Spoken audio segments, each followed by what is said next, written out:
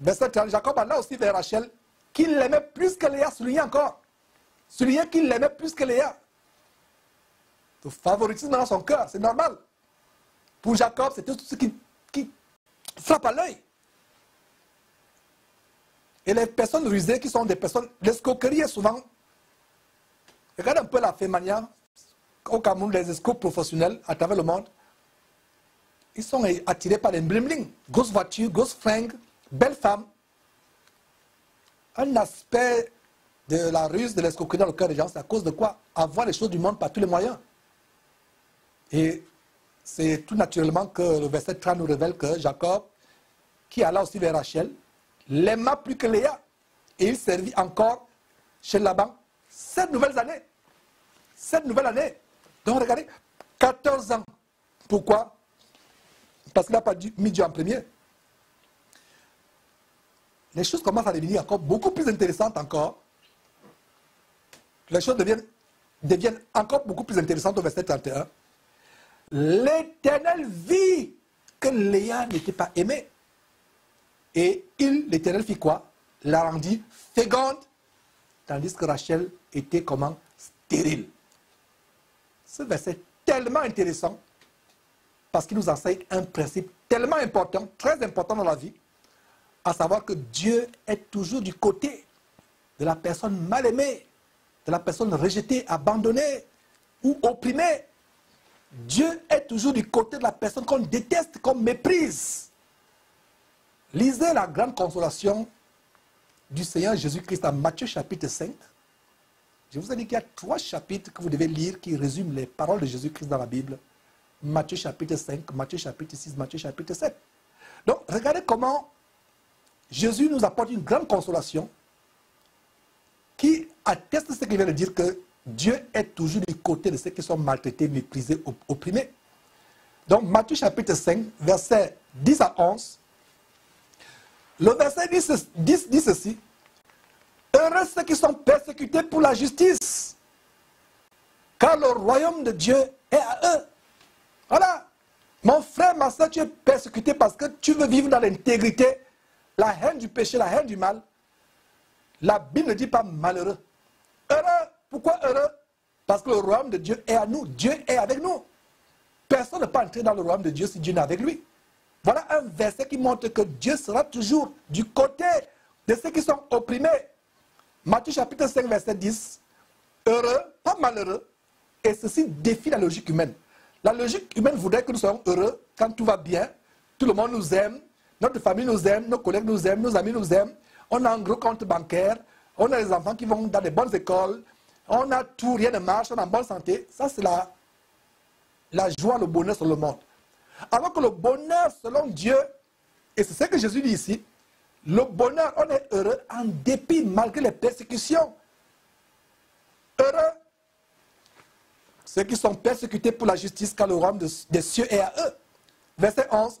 Heureux, pas malheureux, heureux serez-vous lorsqu'on vous outragera, lorsqu'on vous persécutera, et qu'on dira faussement de vous toutes sortes de mal à cause de moi. Verset 12. Réjouissez-vous. Allons jusqu'au verset 12. Réjouissez-vous et soyez comment? Dans les pleurs, dans les graissements de dents, dans les pleurnichements. Non, non, non, non, non, non. Réjouissez-vous et soyez comment? Dans l'allégresse. Parce que votre récompense sera grande dans quoi? Dans les cieux. Retournons à Genèse, mes frères et sœurs. Retournons à Genèse. Genèse chapitre 29, verset 31. Ici, nous voyons comment Dieu observait cet homme marié à 2 sœurs qui montraient tellement de favoritisme et de partialité à la cadette, négligent et n'aimant pas l'aîné. Et Dieu dit, ah, ok Jacob, je vais te montrer une petite leçon. Je vais la bénir en ouvrant ses entrailles et en la rendant féconde. Et quant à celle que tu préfères, ta dulcinée que tu aimes tant, je vais aussi lui donner une petite leçon en la rendant stérile. Et le verset 32 continue en disant, Léa devint enceinte et et enfanta un fils. Verset 32, Léa devint enceinte et enfanta un fils à qui elle donna le nom de Ruben. Donc, notez Ruben, le fils aîné. Et elle dit, l'Éternel a vu mon humiliation et maintenant mon mari m'aimera. Oh, pauvre femme, qui recherchait l'amour de son mari par tous les moyens. Par tous les moyens. J'ai souligné en rouge, l'Éternel a vu mon humiliation et maintenant mon mari m'aimera. J'ai souligné, l'Éternel a vu mon humiliation. Mes frères et sœurs, c'est merveilleux de voir comment, quand vous êtes méprisé, humilié, rejeté, abandonné par les hommes, sans que vous ayez rien fait de mal, Dieu vous relèvera, Dieu vous relèvera, va vous bénir, va vous consoler et va vous encourager. Léa n'avait rien fait de mal. Ce n'était pas de sa faute s'il n'était pas belle. Ce n'était pas sa faute si ses yeux avaient une malformation. Léa n'avait rien fait de mal et Dieu avait vu cela. Elle est née avec une malformation, avec un défaut corporel qu'elle n'avait pas choisi. Voilà pourquoi, à cause de cela, elle est l'objet du manque d'amour. Et Dieu a vu cela. Donc, si toi, mon frère, toi, ma soeur, tu es persécuté au moment où tu écoutes cet enseignement, humilié, sans avoir rien fait de mal. Si tu as fait quelque chose de mal, tu mérites ton humiliation et ta persécution. Mais si tu es persécuté, humilié, sans avoir rien fait de mal, je peux t'assurer, mon frère, ma soeur, que Dieu est à tes côtés et t'apportera la consolation au jour opportun. Donc, méfiez-vous d'être du côté des gens qui sont populaires, qui sont célèbres, honorés, respectés, encensés, qui ont des places VIP. Méfiez-vous de ces gens. Dieu est du côté de ceux qu'on insulte, à qui on lance des pierres, ceux qui on crache. Et si tu choisis d'être contre ceux qui sont humiliés, insultés, persécutés à cause de l'évangile pur de Jésus-Christ, tu as choisi d'être contre Dieu lui-même. Verset 33, on va doucement vers la fin. Donc au verset 32, elle a un premier fils qui s'appelle Ruben. Verset 33, elle devint encore enceinte et enfanta un fils. Et elle dit, l'Éternel a entendu que je ne t'ai pas aimé. Et il m'a accordé, et il m'a aussi accordé celui-ci. Et elle lui donna le nom de Siméon. Qu'est-ce qu'on comprend ici? Malgré le verset, regardez le verset 32, elle pensait qu'après Ruben, elle devait être aimée. Niet. Je ne sais pas la fascination que Jacob avait avec Rachel. Ça, c'est quelle fascination? Malgré Ruben, le fils aîné, rien. Niet. Et vous verrez plus tard comment Jacob sera plus attaché au premier garçon que la Rachel va lui donner, Joseph. Et qui sera vendu, qui sera tellement détesté par ses enfants. Regardez comment la partialité peut détruire toute une famille. Heureusement que même quand le mal se fait, Dieu peut utiliser ce mal pour bénir plus tard. Regardez, quand Rachel va donner Joseph comme enfant plus tard, oh, mes frères et sœurs, soyez patients, on arrive. C'est notre grand passage qu'on va voir. Et plus tard, comment Joseph est persécuté, ses frères ne l'aiment pas, ils veulent même le tuer. C'est terrible, mes frères et sœurs, quand la partialité, le favoritisme des partis pris. C'est pour cela que la polygamie n'est pas conseillée aux chrétiens. Et pire encore, la polygamie où vous avez deux sœurs. C'est pour cela qu'il y a une grande écriture dans le Lévitique qui interdit qu'on épouse deux sœurs. C'est pour cela que Dieu a vu ces choses et il a établi ça comme loi aux Israélites à travers Moïse. Donc, Léa pensait qu'avec Ruben, elle devait être aimée enfin. Mais non, rien du tout. Jacob n'a pas de regard. Il dit, malgré le fait que tu es stérile, je t'aime toujours. Et plus tard, quand on va voir au chapitre 30, plus tard, la semaine prochaine, plaise à Dieu, Rachel va secouer son mari, donne-moi un enfant, donne-moi un enfant. Jacob qui commence à être transformé va lui donner une parole de sagesse en disant que suis-je Dieu pour donner les enfants? Mon amour pour toi ne te suffit pas. Donc malgré cela, ce n'est pas grave. Elle ne me donne pas d'enfant, mais je suis fou amoureux Je suis enveloppé chaque jour dans les nuages de son amour. Léa donne Ruben, pense qu'enfin mon mari va m'aimer, niette. Verset 33, elle devint encore enceinte et enfanta un fils. Et elle dit, l'Éternel a entendu que je ne t'ai pas aimé. Toujours, ne t'ai pas aimé. Si elle était aimée après la naissance de Ruben, elle n'aurait pas dit cela au verset 33. L'Éternel a entendu que je n'étais pas aimé et il m'a aussi donné celui-ci. Et elle lui donna le nom de Siméon. Verset 34, quelle femme féconde. Elle devint encore enceinte. Dieu est toujours du côté de la personne méprisée. Rachel avait tout au moment où nous lisons cette histoire, l'amour de son mari, mais elle avait ce qui est le plus cher à une femme, l'enfant. Parce qu'à un moment, la femme sera dégoûtée de l'amour de son mari au point où elle veut un enfant. Verset 34, elle devint encore enceinte et enfanta un fils. Et elle dit, pour cette fois, mon mari s'attachera à moi. Oh, pauvre Léa, qu'elle recherchait inlassablement avec, ça faisait pitoyable. Comment de manière frénétique elle recherchait l'amour d'un mari qui ne la considérait pas. C'était une formalité d'aller avec elle seulement, pas d'amour. Verset 34, elle dit, pour cette fois, mon mari s'attachera à moi, car je lui ai enfanté 3 fils. C'est pourquoi on lui donna le nom de Lévi. Niet, ça n'arrive pas. Verset 35, elle lui donna encore, verset 35 plutôt, elle devint encore enceinte et enfanta un fils. Et elle dit, cette fois-ci, je louerai l'Éternel. Les 3 fois, oh mes frères, c'est la parole de Dieu merveilleuse. Première fois, verset 32, avec Ruben, elle dit, non, cette fois-ci, c'est l'amour de mon mari, j'aurai l'amour de mon mari. Deuxième fois, verset 32, Siméon naît, dit, oh, je n'ai pas été aimé avec la naissance de Ruben, j'espère que cette fois-ci il va m'aimer. Niet, il n'y a rien. Troisième fois, elle dit, j'espère qu'il va m'aimer, il va s'attacher à moi. Je lui ai enfanté Lévi, 3e garçon, il va s'attacher à moi. Niet. L'homme est aveuglé, envoûté par l'amour qu'il avait pour Rachel.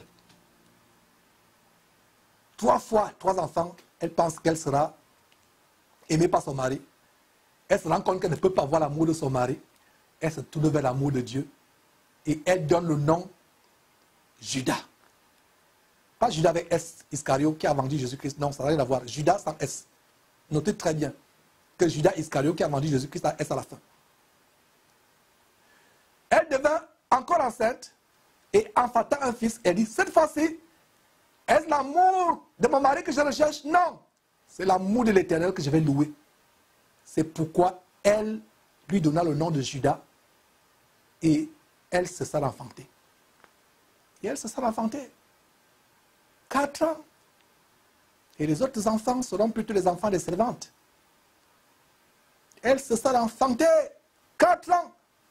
Elle a perdu espoir de pouvoir gagner l'amour de son mari.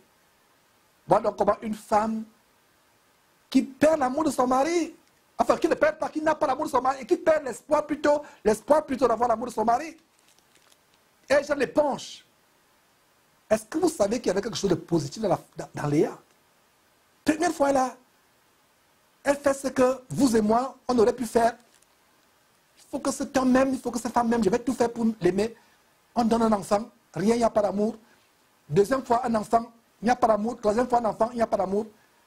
4e fois, elle manifeste une grande sagesse en disant, cet homme, je ne pourrai jamais avoir son amour. Je ne sais pas ce que je lui ai fait. C'est comme si c'est moi qui suis parti acheter mes mauvais yeux au marché pour les mettre sur ma face. Il ne m'aimera jamais. Je me tourne vers l'amour pour Dieu. Qu'est-ce que ça t'enseigne, ma soeur? On ne t'a jamais aimé. Tu as un défaut corporel. Tu as une déficience. Tu n'as pas fait les études. Tu n'as rien fait. Tu n'as pas l'amour des hommes. Fais comme Léa. Après 3 tentatives d'avoir l'amour de son mari, l'amour des hommes, elle s'est tournée, elle a dit, l'amour de Dieu me suffit. C'est avec les larmes que je donne cette consolation. Ma soeur, et cette parole t'est adressée pour que tu comprennes que Dieu t'aime. Tu as recherché l'amour des hommes. Tu as recherché l'amour des hommes. Ton père, pendant des années, tu as cherché son amour. Tu n'as pas pu l'avoir. Ton mari, tu as cherché son amour, tu n'as pas pu l'avoir. Oh, tu as cherché l'amour de ton patron, tu n'as pas pu l'avoir. Il fait du favoritisme, toutes les promotions tombent, traversent ta tête. Ne te soucie plus que les hommes t'aiment. Ma soeur, tu m'écoutes. Fais comme Léa. Il y a un enseignement là-dessus de Léa. À 3 reprises, elle a tenté avec les enfants de chercher d'avoir l'amour de Jacob. Jacob ne lui a jamais donné cet amour. Elle n'a jamais reçu cet amour de Jacob, son mari. Qu'est-ce qu'elle fait? Elle dit, je ne peux pas avoir l'amour des hommes. Je vais chercher l'amour de Dieu et je vais louer Dieu. À partir d'aujourd'hui, tu as été rejeté par les hommes. Un mari dont tu as cherché d'avoir l'amour. D'autres sont partis voir les marabouts pour avoir l'amour d'un mari. D'autres sont partis faire les mauvaises choses. Voilà maintenant les femmes qui font manger les garnitures pleines de sang au mari pour que le mari l'aime. Voilà d'autres même qui vont dans les brousses, comme la brousse à Libreville au Cabestérias, une brousse qui est remplie de cadenas, les cadenas sur les arbres, les cadenas sur des carapaces de tortue. La tortue est déjà lente, naturellement, on ajoute encore les gros cadenas. Là, voilà une tortue, il y a 50 cadenas sur sa carapace. Là, maintenant, il ne va même plus bouger, parce que ça va rester sur place, il bouge jusqu'à sa mort. Pour aller fermer les maris. Ma soeur, tu n'as pas besoin d'aller fermer ton mari avec un cadenas pour avoir son amour. Fais comme Léa. Elle s'est rendue compte que son mari ne pouvait pas l'aimer. Elle a eu un amour qui est plus grand. Plus cet enseignement te donnait le plus grand amour qu'aucun homme ne peut te donner. L'amour de Dieu qui surpasse toute intelligence. Qu'il touche ton cœur, ma soeur. Qu'il apporte ta consolation. Je parle à une soeur qui écoute cet enseignement, qui a le cœur déchiré, qui a besoin d'être consolée. Sois consolé. Sois consolé. L'amour de Dieu est plus grand. Léa, à 3 reprises, regardez, 3 grossesses, 3 garçons, n'avaient toujours pas l'amour. Elle a compris que je n'aurai jamais l'amour des hommes. Mais l'amour de Dieu est éternel, il est gratuit, il est inconditionnel. Cherche l'amour de Dieu, ma soeur, à partir d'aujourd'hui. Que Dieu te bénisse au nom de Jésus-Christ. Voilà ce que Léa fait.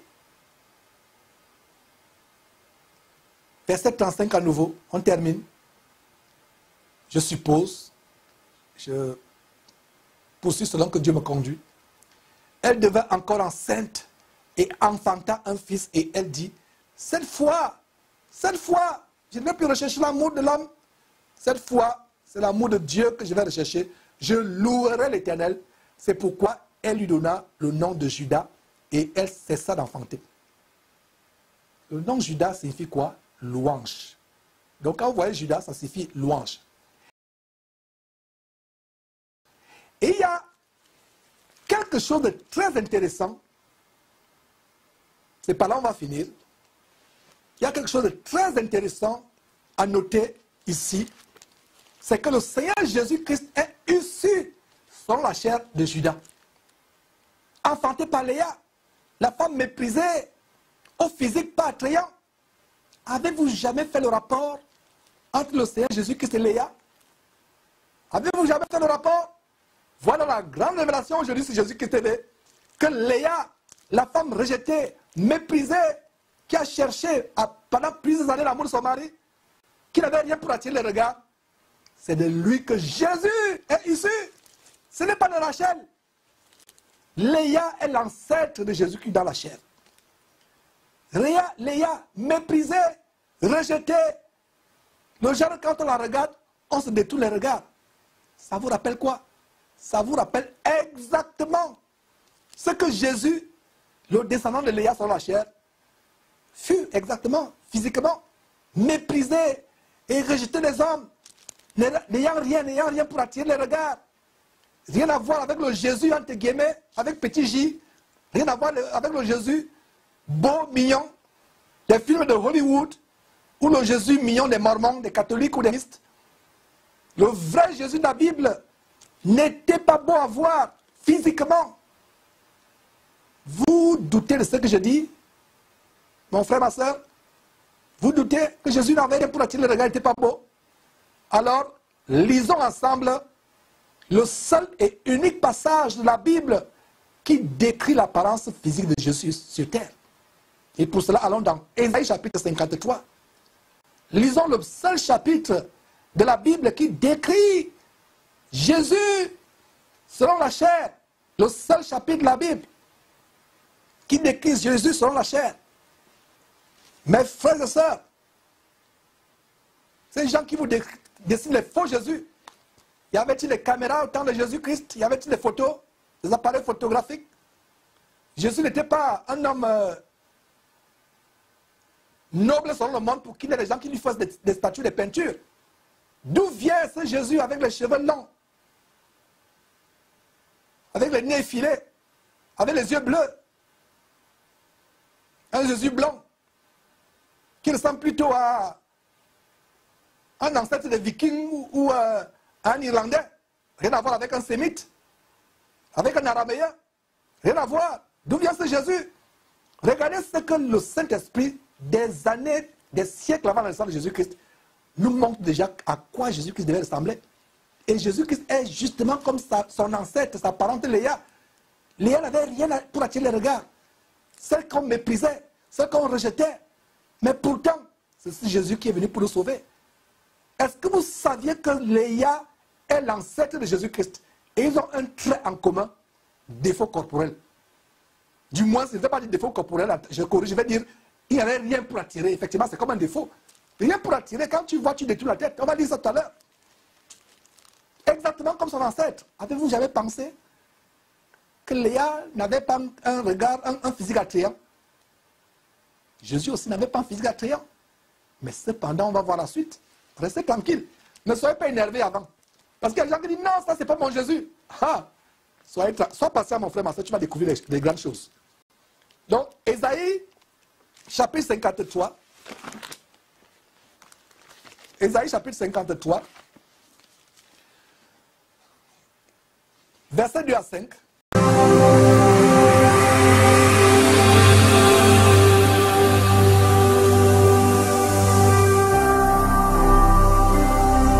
Jésus-Christ TV, vous connaîtrez la vérité et la vérité vous affranchira.